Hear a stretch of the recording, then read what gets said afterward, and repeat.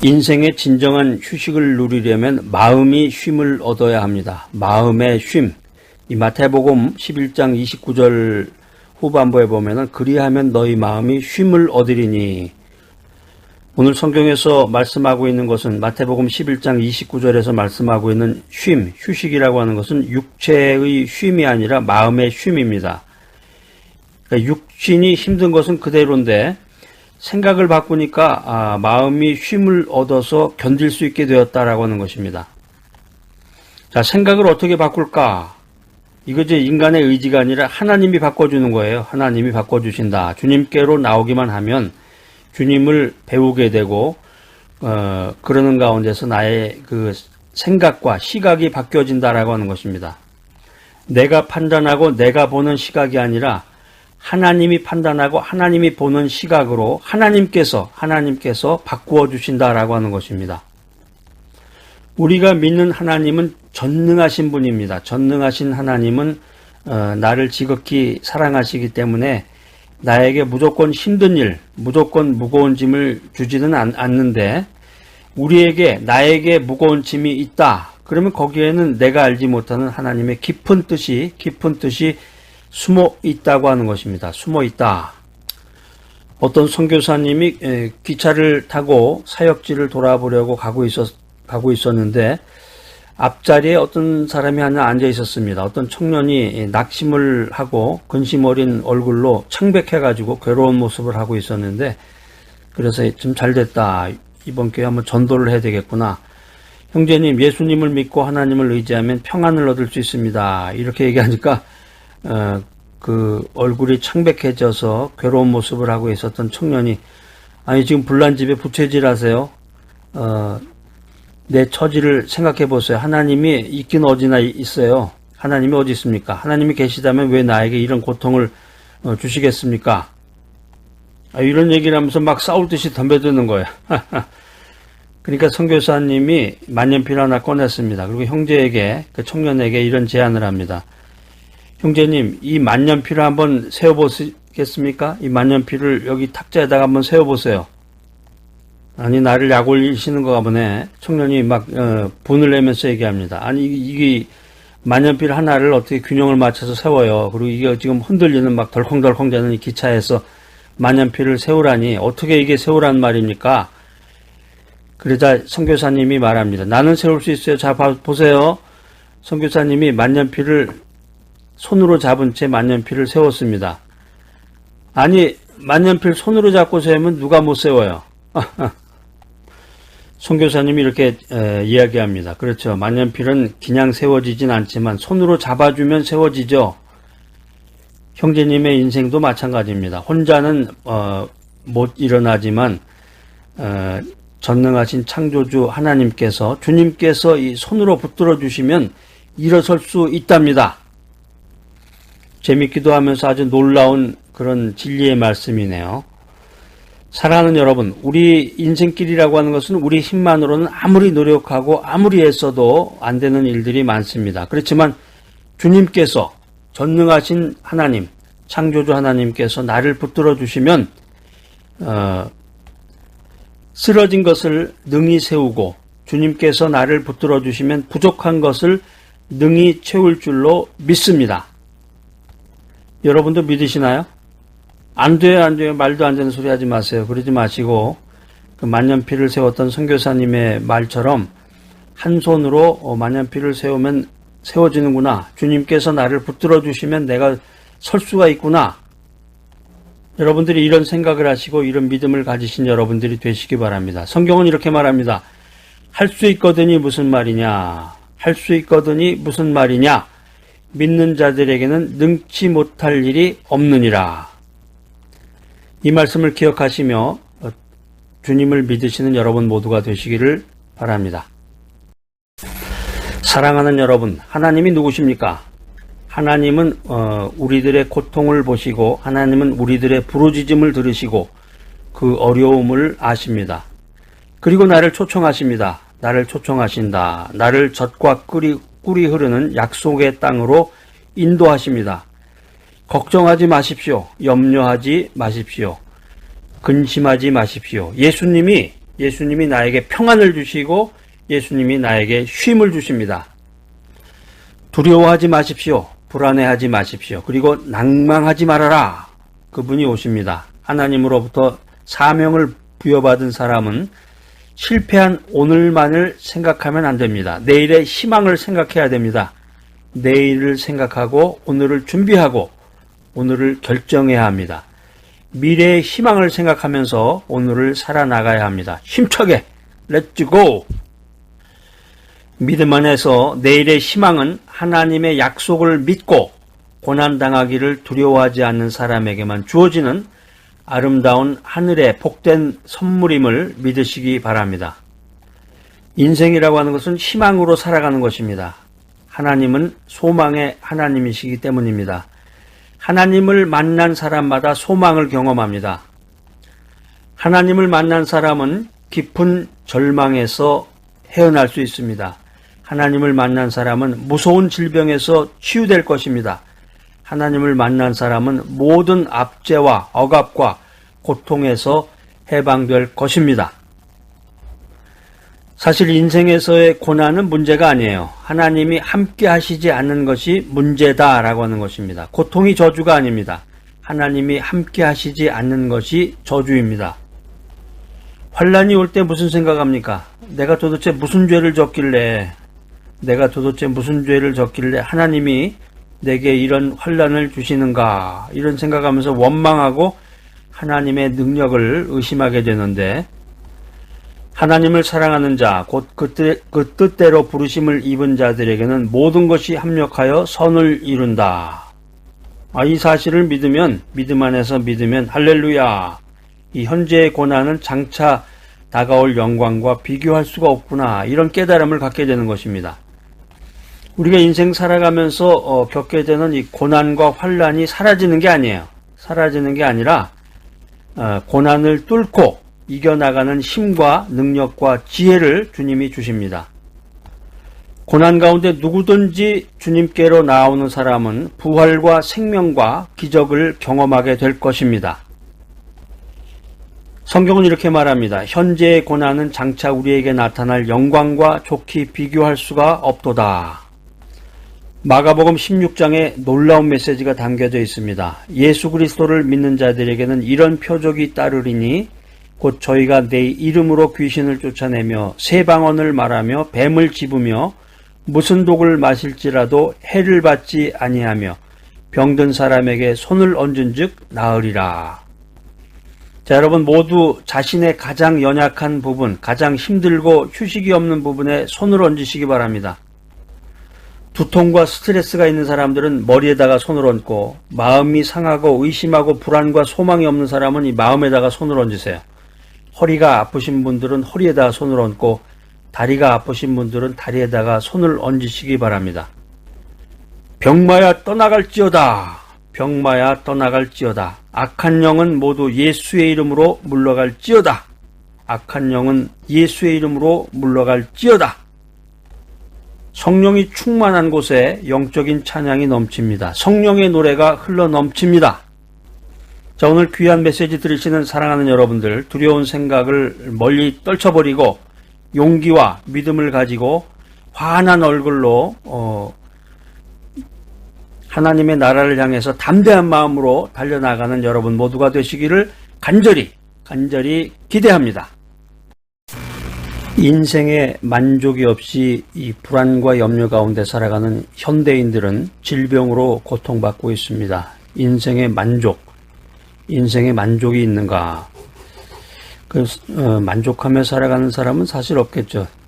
객관적인 외부적인 조건이 아무리 많이 갖춰져 있다고 해도 인간의 본성이 이 만족을 못하는 것 같아요.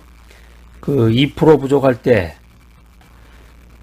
옛날에 음료수가 있었던 것 같아요. 2% 부족할 때 그런 음료수가 있었던 것 같은데, 항상 인생이라고 하는 것은 뭔가 이렇게 부족한 느낌을 받는 거죠.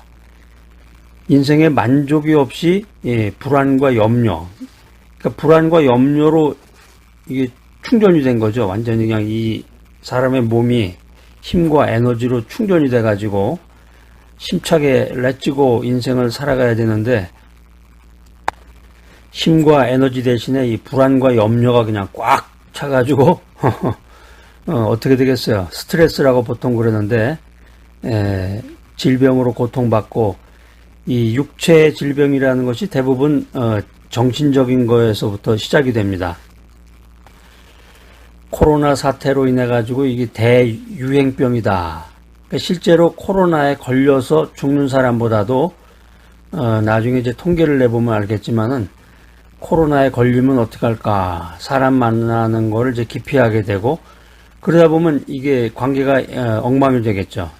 정말 아무도 만나지 않고 혼자서 고독을 즐기면서 강력한 정신력으로 인생을 살 수 있는 사람은 사실 얼마 되지 않습니다. 대부분의 사람들은 이 관계를 통해서 사람을 보고 또 좋은 걸 본다든가 힐링을 하면서 이게 인생과 사회생활이 이어져 나가야지 혼자서는 고독 속에서 생활을 할 수가 없다는 거죠. 그러니까 이게 이런 정신적인 거, 스트레스, 이걸 이제 스트레스라고 보통 표현을 많이 하는데 이 정신적인 그 스트레스로 인해서 질병이 생긴다는 거예요.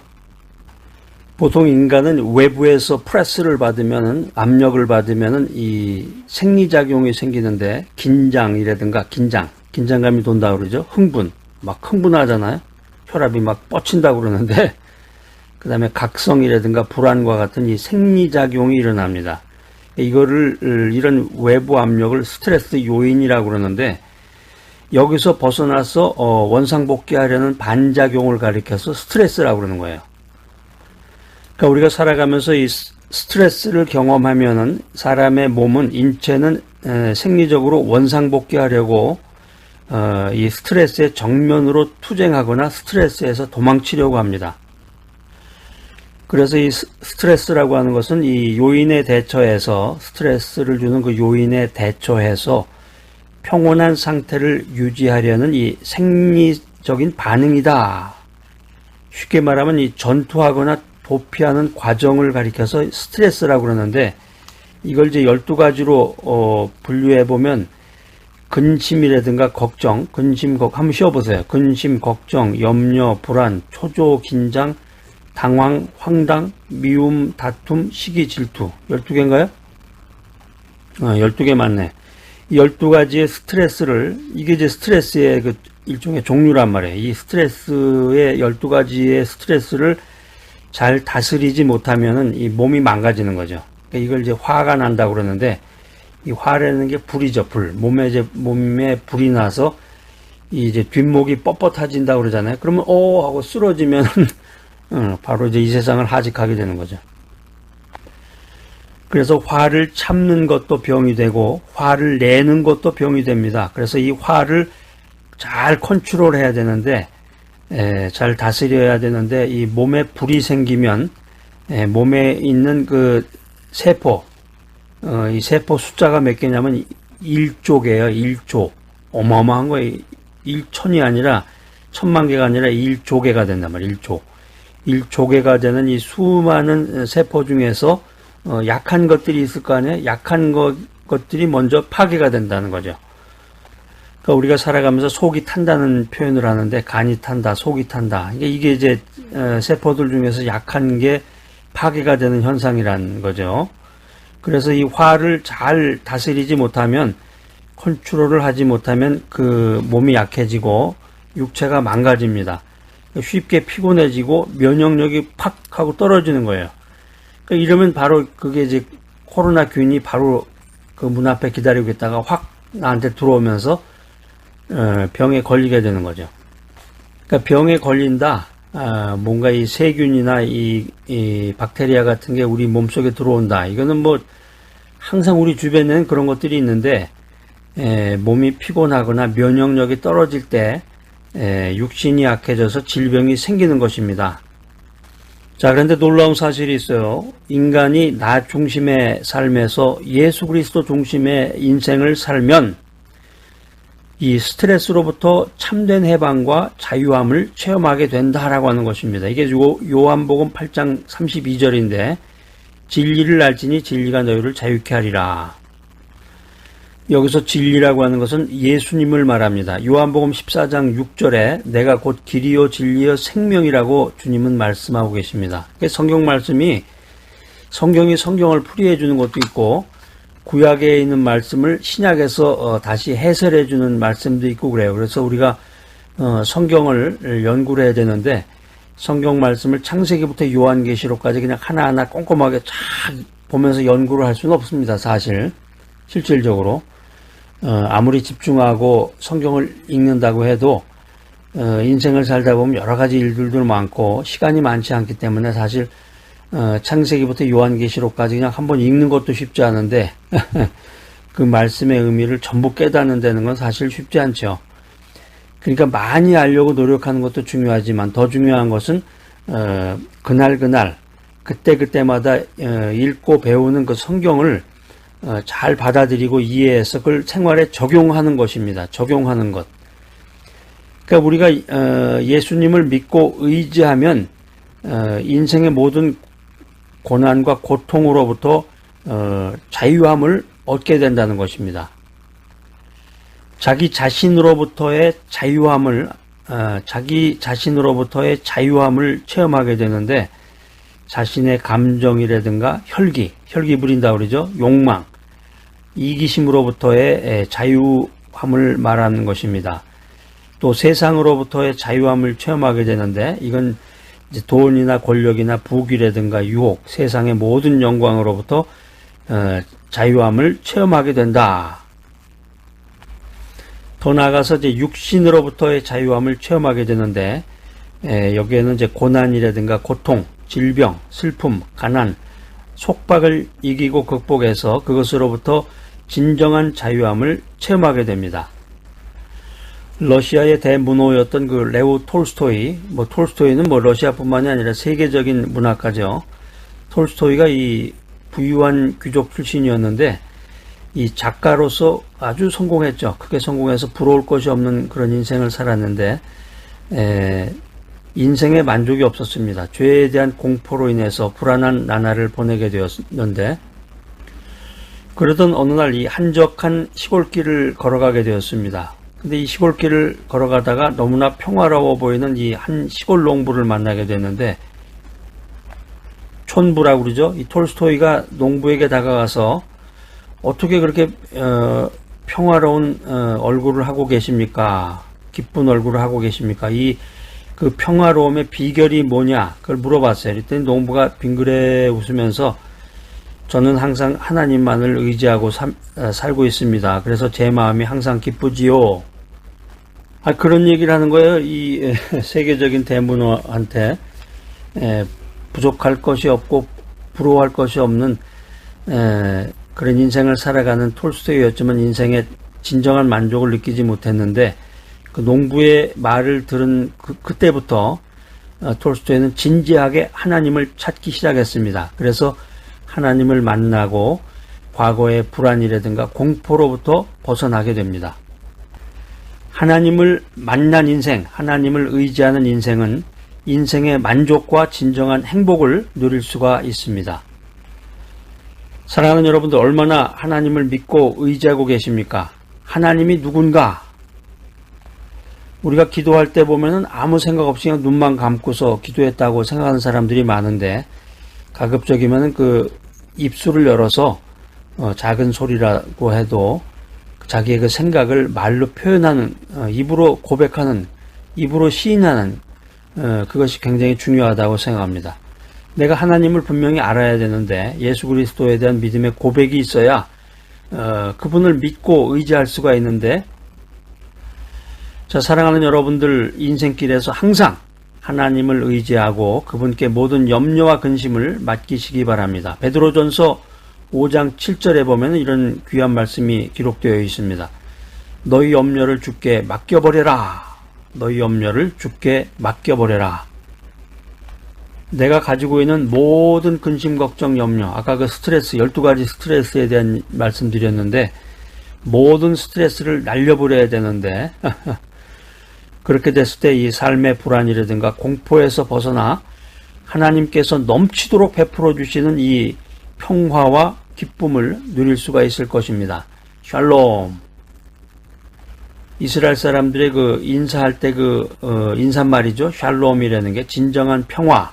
그러니까 우리 크리스찬들은 만나면 샬롬이라는 말로 인사를 하게 됩니다. 예수 그리스도께서는 이 십자가에서 피를 흘리며 돌아가시는 그 순간까지도 하나님께서 아버지이시며 자신의 영혼을 받아주실 것을 확신하셨습니다. 이 누가복음 23장 46절에 기록이 되어 있는데 예수께서 큰 소리로 불러 가라사대 아버지여 내 영혼을 아버지 손에 부탁하나이다 하고 이 말씀을 하신 후에 운명하시다. 기독교는 이론의 종교가 아닙니다. 감정적인 종교도 아닙니다. 그냥 감정에 휩싸여가지고 막 눈물 흘리고 막 한순간에 은혜 받았다고 그러는데 물론 그것도 중요하지만 기독교라고 하는 것은 어떤 이론의 종교, 감정의 종교가 아니라 의지의 종교다. 행함이 있어야 된다는 것이, 행함이 있어야 된다.